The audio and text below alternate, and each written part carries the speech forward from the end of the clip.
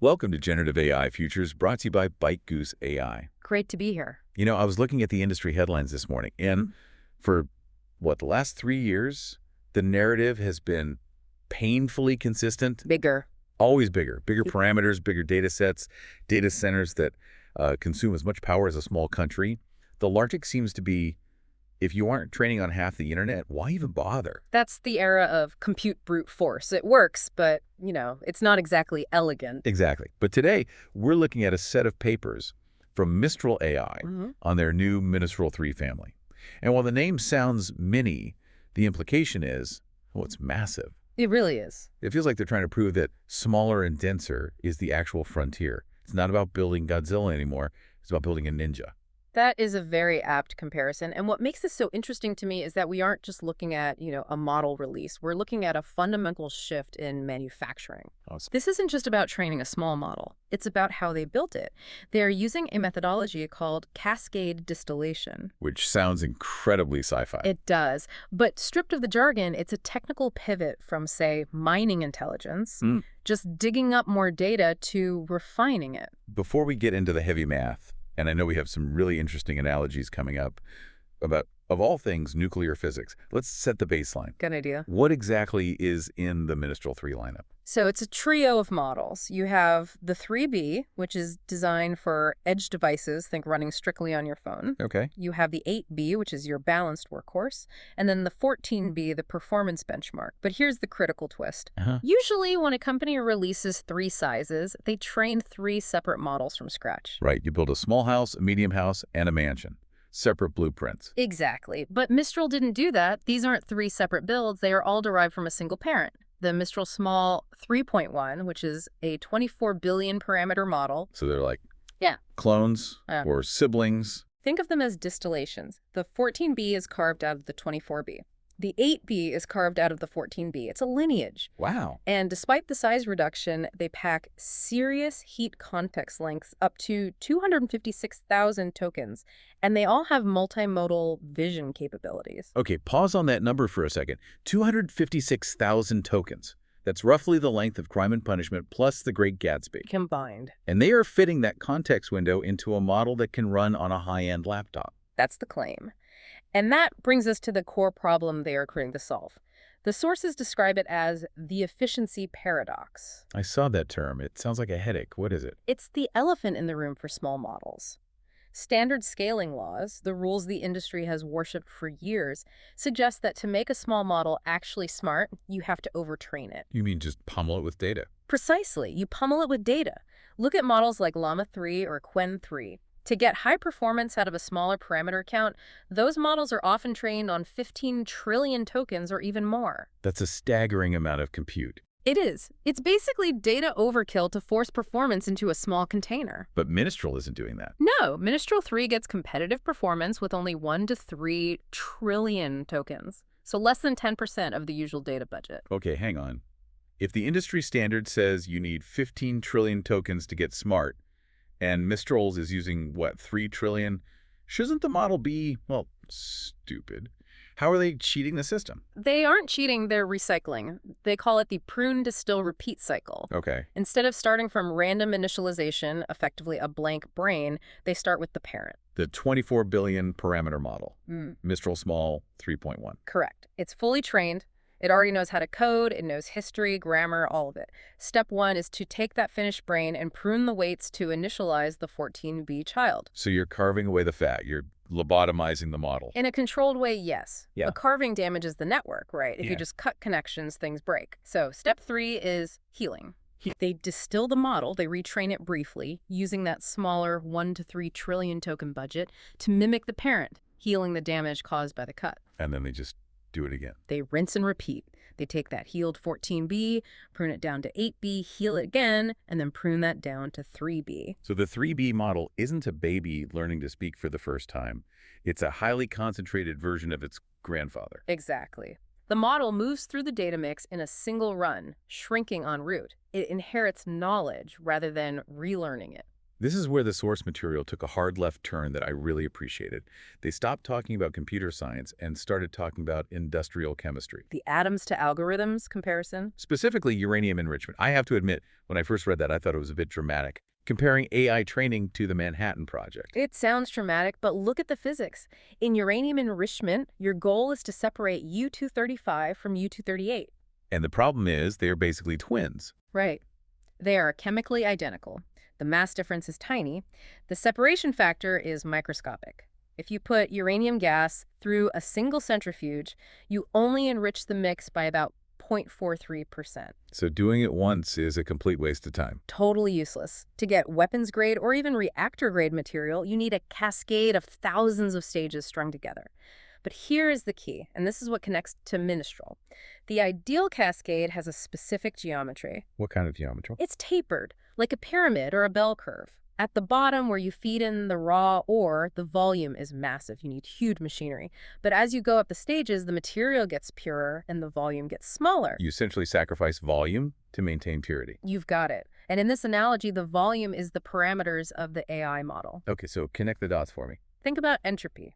In physics, mixing streams creates entropy, waste, heat, disorder. In AI, what's entropy? It's mixing noise hallucinations, bad logic with signal correct reasoning. So a massive 100 billion parameter model trained on the whole internet is a bucket of raw ore. It's high volume, but it has a lot of impurities. By pruning from 24B to 14B to 8B, Mistral is following the topology of the ideal cascade. They are physically tapering the model. They're shedding parameters to maximize knowledge density. Exactly. The report mentions a metric from nuclear engineering, the SWU, the separative work unit. It measures the energy required to organize chaos into order. And in AI, we usually talk about training FLOPs. But conceptually, they are the same thing. They measure the energy price of fighting entropy. That's a heavy concept. We aren't just processing data. We are refining order out of chaos. But let's bring this down to earth. We talked about pruning. The microsurgery. Right. How does that actually work? You can't just hack off 40% of a digital brain with a machete and expect it to function. No, you can't. It has to be precise. The technical report details a very specific mathematical logic for this.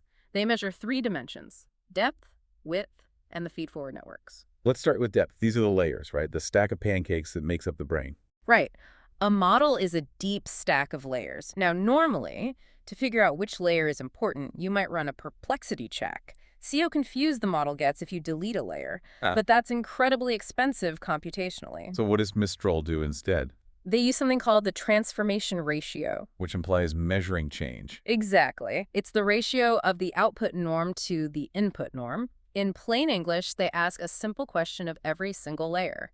How different is the data coming out of you compared to the data that went in? Ah, I see where this is going. If the data looks exactly the same coming out, then the layer didn't do anything. It's a middle manager. It just stamped the paper and passed it along. So we fire the middle managers. Brutally. Those lazy layers get cut. They only keep the layers that are actively transforming the information. Okay, that makes sense. Firing the lazy bureaucrats. What about width? The hidden dimensions. This is trickier. Imagine your data points are a cloud of dots on a graph. You want to simplify that cloud. But the problem is, in a neural network, features aren't axis-aligned. Explain that. What does axis-aligned mean here? Okay, so imagine you have a photo of a skyscraper, but the photo is tilted 45 degrees. If you try to crop that photo into a smaller square, just cutting straight up and down, you're going to cut off the top of the building. You lose the important part because the building isn't aligned with your scissors. Exactly. The information is diagonal. A concept like politeness or Python coding might be smeared across thousands of neurons in a diagonal way. If you just cut neurons 1 through 500, you lobotomize the concept. So how do you straighten the picture? They use PCA principal component analysis. It's a mathematical way to rotate that cloud of data. It finds the angle where the data varies the most. It rotates the skyscraper so it's standing straight up. Precisely. And once it's straight, you can easily crop the empty sky on the left and right without touching the building. They project the model into a lower dimensional space, keeping the directions with high variance, the building, and discarding the flat directions, the empty sky. That is incredibly clever. It feels less like deletion and more like compression. It is compression. And finally, there's the feed-forward network pruning. This relies on the architecture itself, specifically the SWGLU activation. SWGLU. Sounds like a candy bar, but I know involves gates. It does. Think of a SWGLU neuron like a club with a bouncer at the door. That bouncer is the gate. Inside the club, the neuron might be partying hard. It has a high weight. It has a lot to say. But if the bouncer keeps the door shut... Nobody outside hears the music. Exactly. The neuron is effectively dead. So Mistral computes interaction scores to find where these gates are consistently closed. If a neuron's bouncer never lets anyone out, they just prune that dimension entirely. So they aren't guessing. Every cut is mathematically justified to remove dead weight. And that's why the 14B model performs so similarly to the 24B parent. They remove the parts that weren't really doing anything. Okay, so we've performed the surgery. Yeah. We've pruned the model. Now we have to heal it, teach it. We mentioned distillation earlier, but the sources discuss something called the teacher paradox, or the capacity gap. Yes. And I have to say, this part confused me. It is one of the most counterintuitive findings in the report. I mean, usually if I want to learn physics, I want Einstein teaching me. I don't want a high school student. But the report says that for pre-training, the massive teacher actually hurt performance. Correct. When they tried to use Mistral Medium, the Einstein model, to train the small 8B student, the student performed worse than when it was taught by the 24B parent. That makes no sense. Why would a smarter teacher be worse? Because of the capacity gap. Imagine Einstein trying to explain general relativity to a toddler. He's using concepts, vocabulary, logical leaps that the toddler literally cannot process. The toddler just hears noise. Right. The distribution is too complex. The gap is too wide. The student needs a teacher that is just slightly smarter than itself. That's why the 24B parent was the Goldilocks teacher. It was reachable. But wait, didn't the report also mention a teacher flip? Yes. This is the fascinating nuance. The rule reverses during post-training, specifically supervised fine-tuning. So once the toddler grows up a bit. Exactly. Once the model has been pre-trained and has the basics of language and logic down, it does benefit from the strongest possible teacher. So for the instruct versions, they switch to distilling from Mistral Medium. So elementary school teacher for the basics, Nobel laureate for the masterclass. Perfect analogy. And when they do this distillation, they aren't just using hard labels, they use forward KL divergence. Okay, we need to unpack that. Hard labels versus forward KL divergence. What's the difference? Hard labels are just the answer key. The cat sat on the blank. The answer is Matt. End of story. The model gets a point for Matt and 0 for everything else. Simple enough. But soft targets, which is what KL divergence looks at, analyzes the probability distribution. The teacher model might say, okay, the answer is Matt with 90% certainty. But there is a 5% chance it's rug and a 4% chance it's floor. And that 5% for rug tells the student something. It tells the student that rug and mat are semantically similar. It teaches the relationship between concepts. If the student guesses toaster, it's just wrong. But if it guesses rug, it's kind of right. That's the dark knowledge the papers talk about. Exactly. It's the reasoning pattern, not just the fact. Distilling that probability distribution transfers the way the teacher thinks, not just what it knows. It feels like we are moving from rote memorization to actual understanding.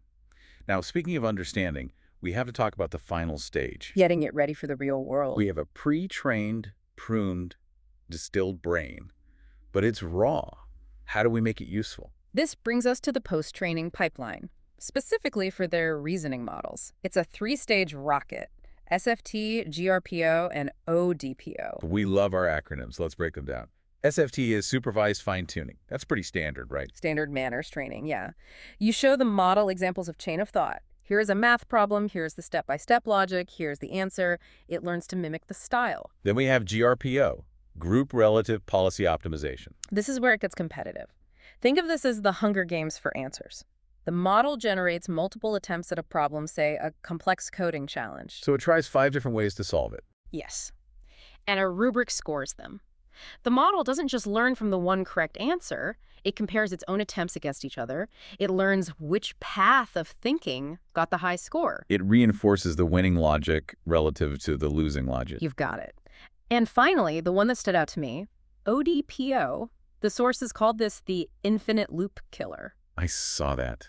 Tell me more. This is a fascinating fix for a very modern AI problem. One of the risks of training a model to think with long chain of thought data is that it can get well, neurotic. It Neurotic. overthinks. It enters an internal monologue where it analyzes the problem, then analyzes its analysis, and then doubts itself. And it just circles the drain. Analysis paralysis. I know the feeling. We all do. All right. But ODPO Online Direct Preference Optimization runs in real time to stop this. It generates 2 responses. A reward model ranks them. And here's the trick.